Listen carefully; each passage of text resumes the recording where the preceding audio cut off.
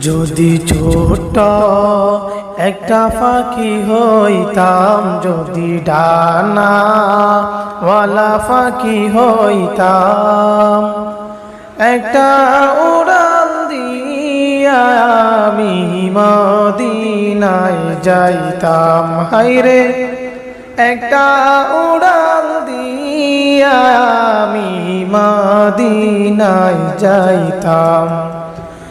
এদিকে সেদিকে ঘুরে বেড়াইতাম মেলিয়া ডানা,